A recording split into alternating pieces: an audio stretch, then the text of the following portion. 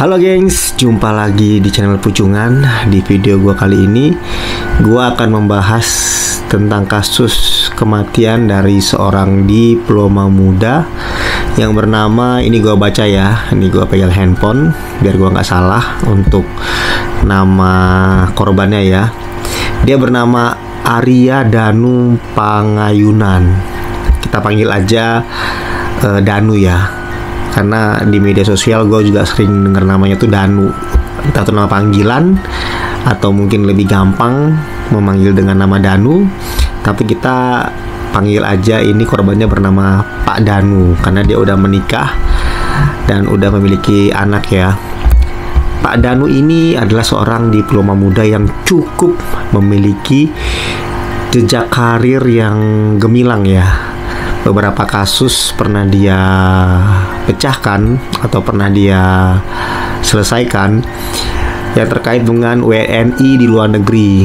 Jadi beliau ini diplomat dari Kementerian Luar Negeri, dan Pak Danu ini sebenarnya akan dipindah tugas kerjakan itu ke negara Finlandia di Eropa ya. Tetapi sebelum dia pindah ke sana terjadi tragedi yang cukup membuat publik terkejut dan menjadi sorotan dari publik, khususnya media-media baik media elektronik maupun media cetak ya, yang bertanya-tanya tentang kasus dari Pak Danu ini yang belum selesai sampai kurang lebih ini udah 2 mingguan ya, tapi belum tahu motif kematiannya karena apa, apakah bunuh diri atau dia dibunuh. Karena saat dia meninggal itu dia dalam posisi yang cukup mengenaskan di kamar kosnya di daerah Godang Dia ya, di Jakarta Pusat di Menteng. Nah, yang menjadi pertanyaan adalah kenapa sampai sekarang itu belum ditemukan siapa pelakunya. Sementara kalau kita lihat ya dari beberapa sumber di media elektronik ya, itu dikatakan bahwa sebenarnya untuk alat buktinya itu udah cukup lengkap, baik dari CCTV maupun dari handphone korban. Jadi sudah dilacak ya sampai kepada orang-orang yang terakhir korban hubungi, itu semua udah lengkap ya untuk saksi maupun alat buktinya. Tetapi kenapa belum ditetapkan sampai sekarang siapa pelakunya? Oke. Gua akan ngomongin soal saksi-saksi yang telah diperiksa oleh polisi. Oke, di sini gua akan merinci dulu beberapa saksi yang terkait dengan kematian dari Pak Danu ini. Yang pertama adalah saksi dari penjaga kos. Penjaga kos ini di CCTV terlihat beberapa kali mendatangi kamar dari Pak Danu ini. Nah, setelah diselidiki, ternyata tujuan dia adalah untuk melihat keadaan Pak Danu yang ditelepon ya. Maksudnya tuh dia ingin melihat keadaan Pak Danu yang sebenarnya itu dia mendapat telepon dari istrinya untuk tolong dicek keadaan suami saya di kamar karena teleponnya tidak bisa dihubungin. Oleh sebab itu penjaga kos beberapa kali menuju ke kamar ini ya, korban ini untuk mengecek keadaannya. Kurang lebih ada 3 kali penjaga kos datang ke area sekitar kamar pelaku, dan ini menaruh kecurigaan ya dari publik. Kenapa dia hanya bolak-balik saja? Kalau memang dia disuruh istrinya untuk melihat keadaan suaminya, kenapa tidak diketuk pintunya untuk mencari tahu apakah baik-baik saja di dalam kamar, atau setidaknya adalah ya panggilan-panggilan yang bisa dia lakukan. Ya salah satunya ya mengetuk pintu itu ya. Nah, dan ternyata alasan kenapa penjaga kos tidak mau mengetuk atau menggedor secara kencang gitu ya pintu dari kamar Pak Danu ini, karena dia tidak ingin mengganggu privasi dari Pak Danu yang mungkin sedang beristirahat. Kedua, dia tidak mau mengganggu keadaan di sekitar tetangga-tetangga di kosnya ya. Jadi kan kosnya kan kanan kiri kan banyak kamar ya. Takutnya kalau dia menggedor atau mengetok pintu, nanti tetangga kanan kiri dari kamar Pak Danu ini akan kebangun. Itulah alasan kenapa dia tidak mengetok pintu, tapi hanya sekedar lewat, mungkin sesekali dia melihat dari arah jendela. Itu pun dia itu ya, dikerjakannya dia itu menurut gua ya cukup niat ya, karena istrinya habis menelepon langsung dia kerjakan untuk mengetahui keadaan Pak Danu. Dan itu yang sangat disayangkan ya, kenapa dia tidak mengetok pintu. Kalau kita ya, ibaratnya logikanya kalau disuruh seseorang untuk melihat kondisi A, B, C gitu misalnya, siapa gitu ya, kita pasti kalau udah istrinya panik atau orang itu panik ingin tahu kondisi orangnya ingin dicek ini, kita pasti sebagai yang diminta tolong akan segera ya mencari tahu keberadaan orang ini. Ya kita pasti akan mengetok ya pintunya, ya minimal mengetok lah ya. Kalaupun ada suara, berarti orangnya baik-baik aja kan. Kalaupun dia bangun, ya tinggal diomong aja ke orangnya, istrinya telepon, gitu kan. Nah, setelah itu keesokan paginya si penjaga kos ini kembali ke sana itu pagi-pagi ya. Itu dia kembali ke sana dengan membawa temannya. Katanya sih itu orang di lingkungan itu juga dia panggil untuk menjadi saksi juga keberadaan si Pak Danu ini dalam gimana gitu. Dan menjadi agak aneh itu kenapa si penjaga ini membawa orang untuk menjadi saksi serta udah menyiapkan kamera untuk merekam kejadian di dalam. Nah, sepertinya si penjaga ini udah tahu kalau ada terjadi sesuatu sama Pak Danu, makanya dia mencari tambahan saksi serta mempersiapkan alat perekam ya, handphone gitu, untuk merekam apa yang terjadi di dalam kamar Pak Danu. Nah, itu sedikit menaruh kecurigaan ya, kenapa dia kok tahu ya dalam keadaan sesuatu. Kenapa dia kok tahu ya kalau si Pak Danu ini sedang mengalami sesuatu di dalam kamar gitu kan. Tapi kalau menurut gua bisa aja ya, karena dia mungkin orangnya terlalu takut kali ya, karena dia udah ngerti kalau yang namanya hal-hal seperti ini harus punya saksi mata. Nggak cuman dia sendiri kan, takutnya nanti ada apa-apa dia jadi saksi tunggal gitu agak berat ya. Tapi kalau udah punya saksi yang satu lagi yang menemani dia, mungkin walaupun terjadi apa-apa dia tidak menjadi yang tertuduh karena ada saksi tambahan yang membantu untuk proses mencari informasi mengenai Pak Danu dalam kamar ini ya. Dan dia mungkin menyiapkan kamera itu juga sebagai alat bukti tambahan supaya ada bukti, nggak cuman bukti dari perkataan, tapi juga ada bukti dari rekaman kamera dari handphone. Nah, itu cukup menguatkan polisi ya untuk tidak menuduh si penjaga kos ini sebagai pelakunya, karena ada bukti di rekaman handphone dan ada saksi mata yang menemani dia juga untuk masuk ke dalam kamar Pak Danu. Nah, kemudian ketika mereka membuka pintu itu arah kamera ya CCTV itu ada juga kejanggalannya. kenapa CCTV di waktu malam posisinya itu mengarahnya tidak ke pintu dan jendela, tetapi ke koridor bagian depan, tetapi tidak langsung ke arah jendela dan pintu kamar Pak Danu. Nah, di pagi hari ketika mereka membuka atau memaksa membuka pintu kamar Pak Danu itu, CCTV itu mengarahnya langsung ke pintu dan jendela. Jadi seakan-akan ada perubahan posisi gitu CCTV-nya. Nah, apakah ini sengaja dilakukan oleh penjaga kos? Jadi dia membuktikan tidak dengan handphone saja, tetapi juga dengan CCTV di kos ya.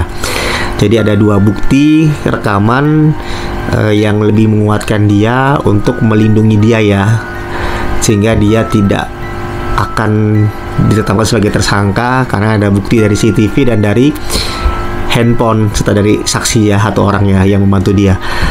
Nah, menurut kalian gimana itu? Apakah memang disengaja arah kameranya, atau mungkin rekamannya ada sesuatu yang salah atau gimana? Gua kurang tahu ya, karena gua tidak paham masalah CCTV seperti itu ya. Tapi kalian yang tahu kenapa seperti itu, kenapa arah CCTV di waktu malam dan di waktu pagi itu berbeda. Nah, itu jadi pertanyaan. Oke, kita akan menuju ke saksi yang kedua, yaitu adalah istri dari korban. Nah, istri dari korban ini meminta tolong kepada penjaga kos untuk menghubungi suaminya. Ya, jadi pertanyaannya kenapa harus berkali-kali dia menelepon penjaga kos si Pak Danu ini. Dan kenapa ya si penjaga kos ini mau aja disuruh untuk mengetahui keadaan suaminya, dan kenapa si penjaga kos ini nggak ngomong langsung aja kepada istrinya kayak bilang, Bu, maaf Bu, ini udah malam, saya nggak berani ketok pintu, besok aja saya kabarin lagi gitu kan. Ngapain sih gitu si penjaga kos ini disuruh istrinya korban ini kok mau aja bolak-balik untuk mengetahui keadaan korban, tetapi tindakan dia tidak ada yang gimana ya, tidak ada yang terkesan niat gitu untuk melihat, hanya cuman lewat-lewat aja gitu, tidak mencari tahu yang ya tadi itu mengetok pintu atau gimana gitu kan. Dan kenapa dia mau aja gitu diganggu sama istrinya sampai beberapa kali telepon itu, dan dia nurut aja gitu loh untuk ngelakuin apa yang diminta sama istrinya gitu loh. Jadi istrinya korban ini ya, itu jadi pertanyaan gitu, kenapa ya kok ditelepon berkali-kali, dan kenapa penjaga kos ini mau juga untuk melihat keadaan korban tetapi tidak melakukan sesuatu hal yang lebih lagi gitu, hanya cuma lewat-lewat aja gitu kan. Dan istrinya kenapa tidak mau menunggu pagi gitu di telepon lagi gitu kan, karena mungkin suaminya udah tidur atau mungkin banyak kerjaan atau lagi apa-apa gitu. Dan itu menjadi sedikit kecurigaan, kenapa gitu kan, kok ditelepon berkali-kali, seakan-akan istrinya tahu akan terjadi sesuatu sama suaminya ini nih gitu, ada firasat akan terjadi sesuatu sama suaminya, jadi dia gelisah gitu hubungi berkali-kali untuk mencari tahu bagaimana keadaan suaminya. Nah, tetapi menurut saksi dari keluarga, mereka ini memang seperti ini ternyata hubungannya. Jadi mereka suami istri ini sering banget yang namanya video call atau telepon-teleponan itu sering. Jadi intensitas untuk komunikasinya cukup sering. Jadi mereka tidak merasa bingung kalau istrinya sering hubungin suaminya. Tapi bagi kita mungkin ya yang tidak seperti itu agak bingung ya. Kenapa kok sampai berkali-kali ngubungin penjaga kos, dan kenapa kok nggak nunggu pagi aja baru hubungin lagi gitu kan. Nah, kalau gue sih agak-agak bingung ya. Tapi kalau emang seperti itu hubungan mereka suami istri yang selalu menjaga komunikasi ya, itu sah-sah aja ya gitu. Jadi kita tidak bisa menarik kesimpulan juga kalau ada sesuatu ini gitu kan antara istri dan suami ini ya. Dan kita tidak bisa menarik kesimpulan juga bahwa istrinya ini ada sesuatu gitu kan, apa dia juga terlibat dalam hal ini, itu agak-agak susah. Dan yang menjadi susah juga adalah jaraknya dia yang jauh suaminya di Jakarta dan dia berada di daerah Jawa ya, kalau nggak salah di Jogja ya, daerah Jogja ya. Nah, kita menuju ke yang berikutnya ya, adalah ini di luar dari saksi-saksi yang terlibat langsung, adalah saksi-saksi yang tidak terlibat langsung, ataukah ada masalah yang membuat sesuatu hal terjadi, yang merenggut nyawanya dia ya, itu belum terungkap ya siapa yang dia temuin sebelum dia pulang menuju ke kos. Cuman ketika dia pulang itu tertangkap di CCTV kalau dia itu ada sekali keluar membawa bungkusan plastik kresek hitam gitu. Katanya sih itu sampah yang dia buang. Jadi memang orangnya ini terkenal sebagai orang yang perfeksionis, cukup bersih juga gitu ya orangnya. Nah, jadi itu juga sangat perlu dicurigai ya. Ada orang di luar dua saksi ini yang bisa dikaitkan dengan kematian dari Pak Danu ini ya. Nah, kalau kita lihat keadaan kosnya Pak Danu ini sebenarnya cukup ketat ya, karena di sana itu untuk masuk itu menggunakan akses khusus yang hanya bisa dimiliki oleh penghuni kos. Jadi ada akses khusus, gua kurang tahu apa itu kartu atau pakai sidik jari gitu, gua kurang tahu. Yang pasti tidak semua orang bisa masuk ke dalam kos ini. Nah, kalau memang dia sebelumnya bertemu dengan seseorang di luar sana dan orang itu membuntuti dia dari belakang, kemudian dia bisa masuk ke dalam kos, itu agak mencurigakan. Karena susah kan masuk ke dalam sana kan. Gitu. Sebelum masuk kamar pun itu di pagar luarnya itu pakai akses juga masuk ke dalam area kos itu, cukup ketat keamanannya. Kecuali si Pak Arya ini, Arya Danu ini ya, nama lengkapnya kan Arya Danu tadi.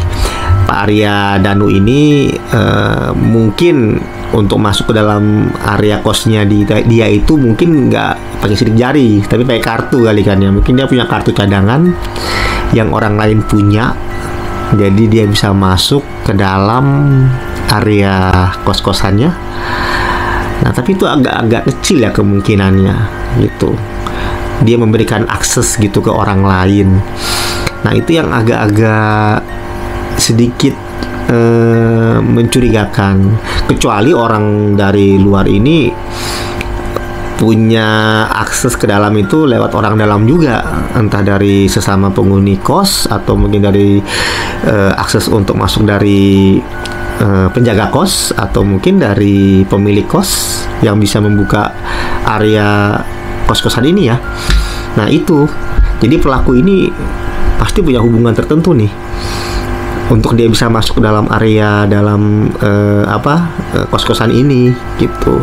Nah, oke, dia bisa masuk ke dalam area kos. Bagaimana dia bisa masuk ke dalam area kamar? Sementara untuk akses ke dalam kamar pun harus pakai itu ya, akses khusus ya. Nah, itu dia. Kenapa dia bisa masuk ke kamarnya Pak Danu ini ya? Tapi perlu dicurigain juga. Sekarang kan teknologi udah canggih ya. Gitu. Siapa tahu ketika dia melakukan pembunuhan itu CCTV dimanipulasi sama dia ya. Jadi dimanipulasi itu udah mati tapi seakan-akan masih ngerekam. Bisa juga. Gitu kayak film-film kayak Mission Impossible gitu ya. Jadi rekaman kamera itu tetap merekam padahal itu rekaman yang diulang-ulang gitu. Sehingga ketika mereka melakukan sesuatu itu rekaman realnya itu nggak terekam. Jadi yang terlihat di kamera TV itu adalah rekaman-rekaman yang diulang-ulang. Nah, itu bisa dilakukan gitu kan. Nah, itu juga butuh yang namanya orang dalam untuk mengerjakannya. Jadi nggak gampang gitu. Nah, kemudian yang berikutnya bisa juga temannya si Pak Danu ini yang satu kos dengan dia. Karena itu lebih gampang kan untuk dia masuk ke dalam area kos gitu. Tetapi susahnya itu yaitu bagaimana dia bisa masuk ke dalam kamar kalau Pak Danu yang bisa mengakses kamarnya dia gitu kan. Nah, sekali lagi ya itu semua bisa dikerjakan juga kalau ada permainan dari teknologi CCTV ya yang dimanipulasi. Nah, itu dia. Agak susah memang untuk menerka siapa pelakunya. Dan yang terakhir adalah memang si Pak Arya ini bunuh diri. Tapi kalau bunuh diri kok bisa gitu kan? Dia bunuh diri dengan cara melaban mukanya ya, wajahnya gitu, dan sebagian tubuhnya kalau nggak salah itu dilaban juga dengan yang rapi banget gitu, laban yang rapi banget gitu. Kita aja mungkin lihat laban sendiri di muka kita aja mungkin nggak rapi ya, harus ada orang lain yang melakukannya gitu. Kalau kita ya mungkin nggak bisa, susah, harus ada orang lain memang kan. Jadi untuk dia bunuh diri itu kecil kemungkinan. Sepertinya memang ini disengaja. Kalaupun dia memang bunuh diri, kenapa harus pakai laban? Kan bisa minum obat racun, minum obat racun, minum racun, maksudnya minum racun serangga atau racun apapun itu, atau enggak tusukin badan pakai pisau atau gantung diri kan bisa kan? Kenapa harus pakai laban? Kalaupun pakai laban kan orang di laban juga nggak cepat ya matinya ya, kayaknya tersisa banget gitu kan, sesak napas dulu, terus pokoknya menderita kalau memang pakai laban gitu ya. Cara bunuh diri seperti itu kayaknya menderita banget ya. Jadi menurut gua kecil kemungkinan dia melakukan hal seperti itu. Nah, si pelaku ini kalau memang dia dibunuh ya, itu harus ada juga alasan dia kenapa dia memakai laban. Atau mungkin kalau dia udah mati gitu, kenapa harus dilaban lagi gitu kan? Kalau udah mati ya mati aja gitu kan. Nah, yang uniknya dari kasus ini itu adalah sidik jarinya tidak ada, sidik jari pelaku ya. Jadi sidik jari di laban itu adalah sidik jari dari Pak Danu sendiri. Dan kedua, tidak ada barang dari Pak Danu yang hilang, semua lengkap di dalam kamar. Unik kan kasusnya? Dan itulah mengapa sampai sekarang kasusnya belum terselesaikan. Oke, gengs, lewat kesimpulan-kesimpulan yang sudah gua ceritakan kepada kalian, yang gua udah bahas kepada kalian, baik dari saksi si penjaga kos, dari istri, dari orang luar ya, mungkin orang teman kantornya atau siapapun itu, ataupun dari sang penghuni kos. Nah, kira-kira menurut kalian siapa pelakunya? Kalau untuk yang bunuh diri, kecil kemungkinannya ya. Dan ini cukup unik, cukup rapi cara dia membunuhnya ya. Kalau gua sih, feeling gua ada sesuatu ini yang dimanipulasi atau yang disembunyikan dalam kasus ini, yang sangat-sangat rapi, tertutup, dan gua yakin ini pembunuhnya cukup profesional untuk melakukannya. Dan siapa tahu ada permainan dari CCTV yang merekam ke arah kamar korban. Itu juga perlu dicurigai, ada sedikit permainan di sana. Demikian video gua mengenai investigasi dari kasus pembunuhan di Pulau Mamuda Pak Arya Danu ya. Kita akan berjumpa di video gua selanjutnya. Gua pamit dan salam Pujungan. See you, gengs.